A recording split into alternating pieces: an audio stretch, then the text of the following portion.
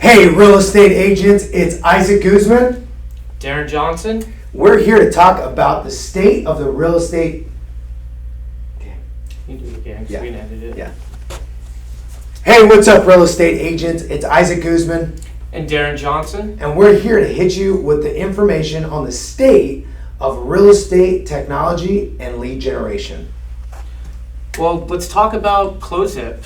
Okay. So Isaac and I are with AgentZip. We are a national lead generation and technology platform that connects prospects with real estate professionals. And we saw there was a real big need for something different in lead generation. You have a lot of companies like Zillow, Trulia, Realtor Homes that have been providing opportunities and leads and prospects to real estate agents by zip code, by specific property, and a few other lead generation companies. We noticed there was something missing, and statistically, over 50% of leads never get contacted. The average lead will get contacted around 1.5 times before the agent or LO gives up. Okay. And also, agents are competing at a high level, meaning like 3, 5, 10 agents are working on the same lead. So how do we take those kind of pain points that real estate professionals are dealing with and provide a system that not only helps the client but helps the agent, and furthermore keeps the agent job as something that still exists? Because we're going to talk about automation too, and how our new platform, AgentZip, solves a lot of these, kind of issues that we're seeing that could potentially remove the real estate agent. Okay. So I wrote down you only get contacted half of the time, and they're only contacted 1.5 times. So what I hear when I hear that is the state of the industry is basically setting up the consumer for a very low customer service experience. Yes. Is that what you're saying? Yeah. Okay. So before I get into what other lead platforms are out there in 2019 and kind of where the market's shifting, Okay. I want to talk about technology and automation and what it means for a lot of industries.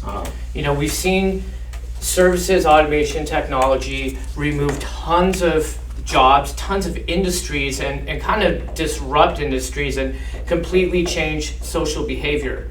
Everyone is on, a mobile device now. Okay. Everyone, for the most part, has either like a tablet or a laptop, but almost everyone has a mobile device. Okay. So what does this mean? Well, you don't see many taxis anymore now, do you? No. Companies like Toys R Us, like Kmart, big department stores, Amazon, brick and mortar stores, mom and pop stores, they got replaced by Amazon. Yeah. And what we notice with consumer behavior is people want instant gratification results. Okay. So a lot of what happens with, consumer behavior based on technology and mobile is that a lot of jobs are being automated. Okay. So you don't really need to, it's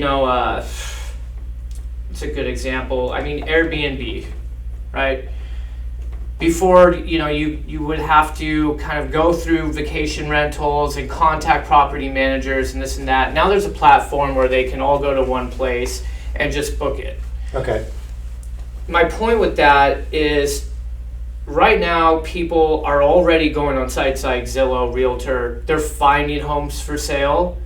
And an interesting study that Zillow did is that they asked consumers when they submitted their information, who were they going to get contacted by?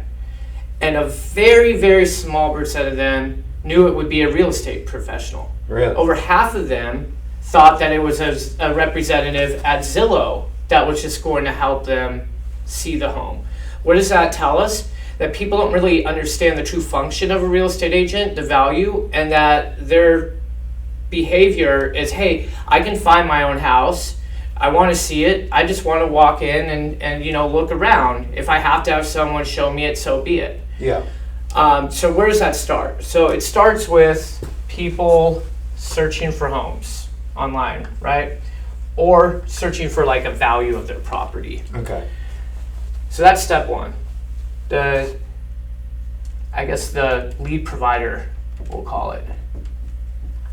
Step 2 is the customer service person, as they perceive it, or the service professional, or the agent, however you want to see it. The representative that is then providing them with information on how to buy or sell a home. Okay. So we'll just call this the agent.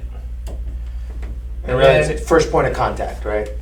Okay. Yeah, the first, person they speak with. And then the next step would be buying, seeing the house. So buying, showing, or assessing to sell the home. Okay. And the last step, of course, is the paperwork, the contract, escrow, the closing. So we'll do contracts, Contract closing. negotiations, and closing. Okay, so right now, people are finding homes through Facebook, Instagram, through Google searches. And that's predominantly, like 95% of where people are finding their home right now is online through some sort of, search, website, social media, advertisement, or presentation of, hey, look at homes, or hey, find out what you can sell your home for. Okay. So they're going to put in their information, right? Name, email, phone number, property they want to look at, bedrooms, bathrooms, what have you not. Okay. Then when they provide their information, that's then being passed on to a person who's going to reach out and, give them more information, qualify them, and hopefully get them to the point of then, hey, let's help you buy a home, let's help you sell a home, and then closing the transaction. So we're talking to agents, we're talking to you, Yeah. and what comes to my mind, so I'm an agent. Is that always an agent? No. Who else is filling that role right now? So this is what's interesting.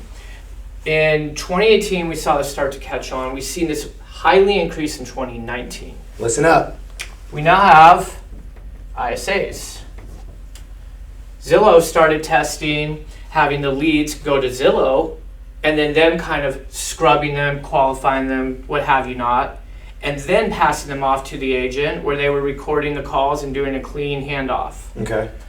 Okay. There's also companies and overseas people that will then take your leads, call them, and scrub them for you, qualify them. And then there's companies that do both of these, like Zillow, but there's other ones, and then pass them on to the agent for a 35% referral fee. So then this is big company, right? Yeah, so 35%. Now I think we can all agree that the hardest part is finding the opportunity. If we knew how to find opportunities for any industry, let's say I sell cars. If I knew how to find a person, let's say I like selling high end, right? Okay. So let's say I sold Mercedes-Benz, Okay. right? And I knew how to find everyone in my market right when they were thinking about buying a Mercedes-Benz, or people that were ready to go on a lot. Would I want to pass that off, that opportunity, that person inquiring, would I want to pass that off to someone in a call center that didn't have my sales expertise, that I would then have to give a cut to? And for me, it'd be no. But if I was getting an abundance of people that might want to buy a Kia, Honda, whatever, the BMW, and I just wanted the Mercedes, I'd be like, okay, filter those out for me. Mm-hmm. And I think that's a lot of why people are hiring ISA services and whatnot. Yeah. But there's a bigger issue. The issue is that if through automation and tech and outsourcing other companies, if other companies are finding our opportunities, and then we're hiring someone to call our opportunities, who, by the way, isn't going to be as good as us. Yeah. As a sales professional, I know I'm 10 times better at the phone than someone who's working minimum wage or slightly above, whose job is to just sit there and scrub through leads. Yep. If they were so good at qualifying real estate transactions, they would be a real estate agent. So understand the people you're hiring are not as good as you. There's no way. Otherwise, they would have your job. Yeah. But for some reason, and I think it's that agents, just like my car analogy, are saying, hey, I get a lot of leads. Some are 2 bedrooms, 2 baths. Some are unmotivated. Some are trailer parks. Some are wrong numbers. It's exhausting to me. Yeah. You know, I've been I there. just I've been want there. someone to go through and filter them out. So where I kind of tie this in with automation Okay. is that if you have companies or you're outsourcing the person finding the opportunity, the toughest part, Uh-huh. qualifying them, Uh-huh. these two parts of the transaction are the most easy part to automate. Yeah. And I'll tell you why. We have enough technology now where you could have a lockbox that's unlocked by your phone. Mortgage pre-qualifications now, they're doing online. Credit Karma, when people are checking their credit, it's saying, hey, do you want to get pre-qualified for a mortgage? It sees they don't have a mortgage on their credit report. I literally bought a house, did my mortgage process completely online in April of 2018. It's Did not automated. meet a lender face to face at all. Yeah. And by the way, I got into this industry 12 years ago, being in a call center, and I'll tell you, I'm way better on the phone now than I was then. Yeah. So I would rather handle my leads. But I was at a call center doing mortgages, and then I kind of graduated as I learned, and I became a loan officer. Mhm. And I still called my own leads. Like, this whole concept is crazy to me. Yeah.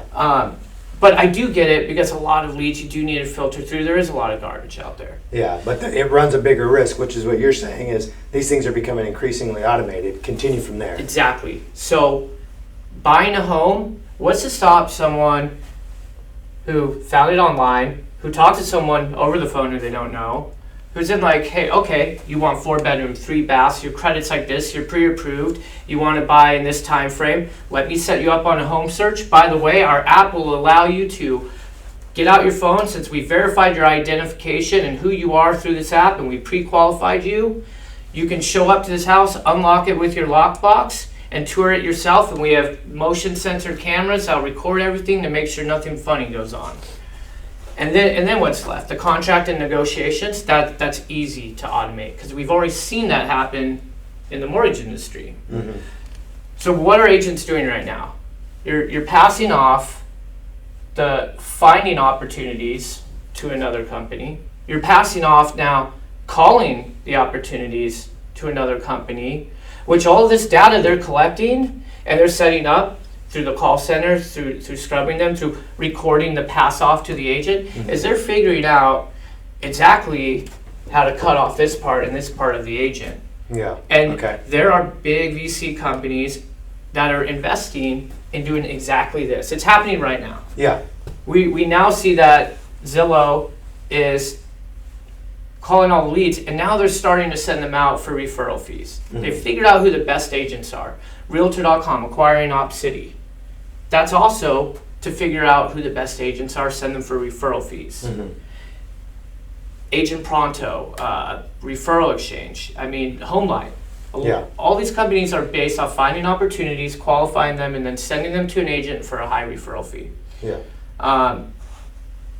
The scary part about that is how close are they to cutting out this part? Because this part is ready to go. The Yeah. contract and negotiations back and forth through automation is ready to go. The human touch of showing homes and whatnot is the one thing that they're passing off to the agents for now, until they have it dialed in. So as agents, how do you take control and ensure longevity in the industry? How do you make sure that the role of an agent is not automated or passed on to someone who's making a call center wage? And it starts with the first connection to the client. Okay. And so that's where I'm going to get into what Close-Up is. Okay. So looking at that, as you get into it and you start erasing, what I'll just share is my experience with these things. You're absolutely right. We actually ran an ISA lead program where we were trying to hire an ISA. And I got this advice from another guy who sells 1,900 homes a year on his team. And he said, watch you get more leads and more people applying when you put how far away your office is from the nearest bus stop or major trolley station, transit station. Meaning, and we got 40% more applicants just by putting that information in there, because the people that are applying for call centers are people that, and I'm not judging them by any means, but let's just call it what it is. They don't have their own car. A lot of them, like, we would joke about it, but legit, most of them had some form of criminal background, right? I don't judge them as a human, but to your point, they're not going to handle those leads the way that you and I would as polished professionals who've been practicing, drilling these types of things, learning constantly how to best communicate with that client. Yeah. So that was something popped up. You reminded me of that exact thing that we did. And that's a great point. You know, that you don't see the person who's in the call center know the conversations. Yeah. Like, I've worked at plenty of call centers. I've ran call centers. I've walked into call centers as recent as a week ago. I've also seen when we had loan officers and agents in here calling the leads, it is night and day. Yeah. Like, what happens, there's some questions that pop up or some statements a consumer makes that an ISA will completely go over their head, where an agent could be like, oh, there's the opportunity. Yeah. And the ISA is like, oh, bad lead. Or when they pick up the phone, they don't sound as good. Yeah. So we want to take the agent role and put it back as a first point of contact. But like my car analogy, if I'm selling Mercedes, I just want to deal with Mercedes. Now, agents, you know exactly what your price range is, what zip codes, how motivated you want your clients, and that's what CloseZip enables you to do. So let me just break it down real quick. CloseZip leads will have, almost all of them, price range, time frame. Do they have a realtor? Yes or no? If they do, it doesn't even go through. Okay. What else are we asking them? We're asking them bedrooms, bathrooms, how often they want to see homes, motivation. Here's where it gets fun. Pre-approval. If not, credit plus job. You know, you have to have at least 2 years job history. You can buy a home down to a 580 FICO. So what does that mean for an agent? Well, you'll get a lot of pre-approved leads through here, or you can filter them out. If you work with a lender, your lender can work these leads too, because now they see, okay, they have a good credit rating, they've been at their job, there's a very high chance I could pre-approve Yeah, this an person. agent who doesn't have a solid lending partner. Let me confirm this, please. An agent who doesn't have a solid lender that they feel comfortable working with and passing on pre-approved leads, they could just say, you know what, don't send me anybody who's not pre-approved. Okay, Yeah. that's awesome. Or if they want and they have a lender partner, Yeah. they could say, that's fine, send them not pre-approved and I'll just have my lender partner. And they're a qualify. lower cost, so that's the best part. Okay. Our, Wow. our pricing structure per lead is based off price range on a smaller scale, off time frame. This price range is the closest correlation to commission. Of course, we're sending your people that don't have a real estate agent. If they do, but they're not pre-approved, which is kind of crazy. Some real estate agents work with people that aren't pre-approved. That's a lead we send direct to a lender. Bedrooms, that's a slight cost, variable there, because some people don't know the price range. So bedrooms and bathrooms is a good way to filter that out. Okay. But interesting enough, we do have an algorithm that when someone is going through our funnel, they let us know how much they can afford each month and what their down payment is, and that spits out the price range. So we've taken a little different approach. Yeah, where that makes sense. If I'm a first-time buyer and I'm like, yeah, $700,000 is a lot of money, but I can afford, $4,000 a month, $3,000 a month, we can spit out a price range to them, which then comes back to the agent. So that's something interesting we've done too. And bathrooms is a very small factor. The home search, how often they want updates, how far they are out from moving, which is similar to time frame. That's a very small factor too, but it's good to know. Their motivating factor, that's a good indication that when we generate a lead, if someone says, hey, I'm ready to go right now, call me, let's see some homes. That's a big factor with us. And there's only like 2 parts to that. Pre-approval, yes, that makes a big pricing difference. And when I say big, the prices aren't high with these. Like the lead cost for these, for these extended leads is around $12 to like $35. Wow. Okay. Like we can send out a lead in the $1 million range who's pre-approved and it will not break your bank. Yeah. Credit and all that, that's more for the lenders, but agents buy this too because if you have someone with excellent credit, good job history who's not pre-approved yet, that's an opportunity for your lender. Okay. That's an opportunity for you. That's a much more committed client too. Yeah. So what I'm writing over here, just so everybody that's watching the video, why I'm writing these things, what's doing it, these are like the way I think, just like real concise, but I'm also writing statements that I'm going to have him confirm, and if it's not confirmed, I'm going to cross it out. So far you have confirmed that I can filter the leads to fit my needs. And then second, here's what I'm seeing. So I get a lead from Zillow. It has a name, phone number, and email address, and the properties they looked at, right? That's about it. That's all I got. So when I call them, I have to open up my CRM, and then I have to ask them all these other things. So like I want to set up a search for a buyer, right? Yep. I have to ask them all this. So let me confirm this. This is ready to import and use my automated marketing right away, right? Right away. Okay. That, dude. We put these right into your CRM. Pulling teeth sometimes. And based off the motivating factor, they say, I want daily, I want real-time updates, I want new homes every week. Okay. All of this information is CRM friendly. So whether you're using Boomtown, Commissions Inc., KV Core, Chime, all of this information is CRM friendly to grab and set up automation to keep nurturing your clients. Yeah. Which takes out a big part that real estate agents don't like. You don't want to call someone every week, search the MLS, and be like, oh, that property is in their criteria. Yeah, looking at hot sheets every morning. No or, way. or this property just had a price drop and they were interested in that. It's all automation ready and friendly. So what does that mean? The reason Zillow's done so well is they found the client, they search homes, they're not connected to any agent. You go back to Zillow, you can find a new agent, you can talk to 12, 15 agents each time you return. Mm-hmm. What they've done is kept people on the Zillow platform. They've been sending the updates and everything. Agents need to have a CRM, they need to have these nurturing systems. We won't really even want them on Close It if they don't have that because it is a disservice to the consumer and it's making the agent's job too hard. Dude, if someone filled out all this information, they're basically telling you their hopes and dreams. Shame on you for not following up with them consistently in a systematic way.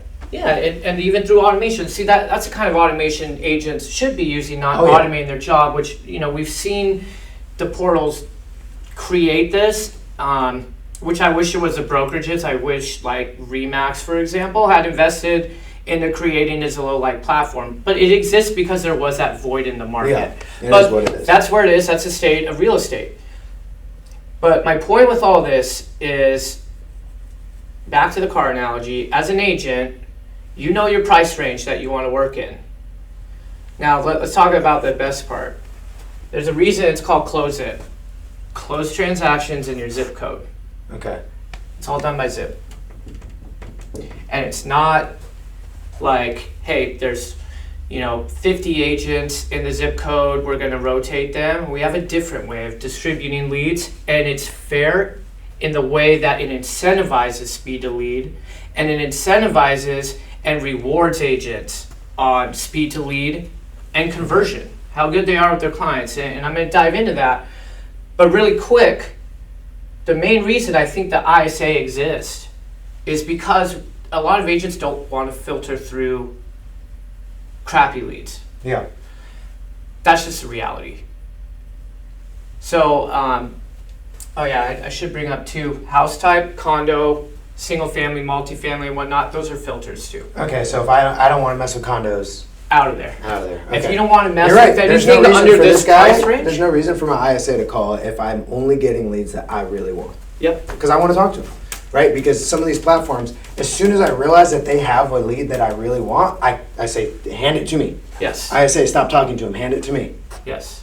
So this is pretty much short-circuiting or circumventing that whole process. Okay. Yeah, so instead awesome. of, going through, 100 leads, wouldn't it be better just to go through the 10 that you actually wanted? Yeah. So let's give a good example.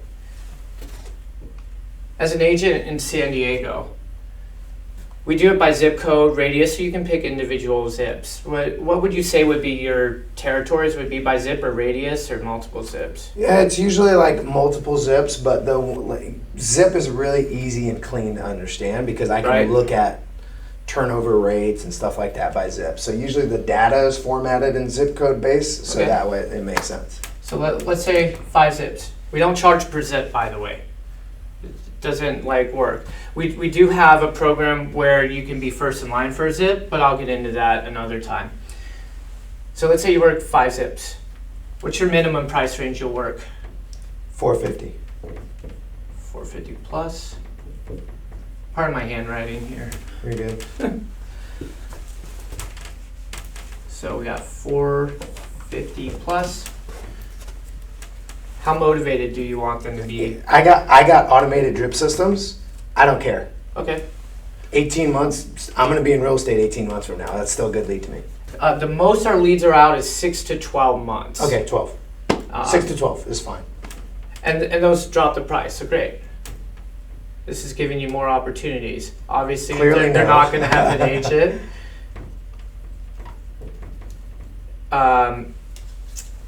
There's one more thing I want to add.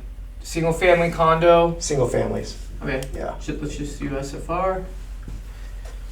Is there minimum bedrooms? No, the price range and the zip will determine how many beds and bath are in there, you go. so All right. it doesn't really matter to me. Yeah, because that's what's interesting. Yeah. You can get a 1-bedroom, 2-bath penthouse that's 3,000 square feet. That's over $1 million. Yeah, so I don't like limiting by these. I like limiting by those other ones. So this is super customizable. So motivating, do you want people that are just, starting out, people that are ready to go, or people who are like, I need an agent now? People are ready to go and I need an agent now. Okay. Just starting out, so we'll see.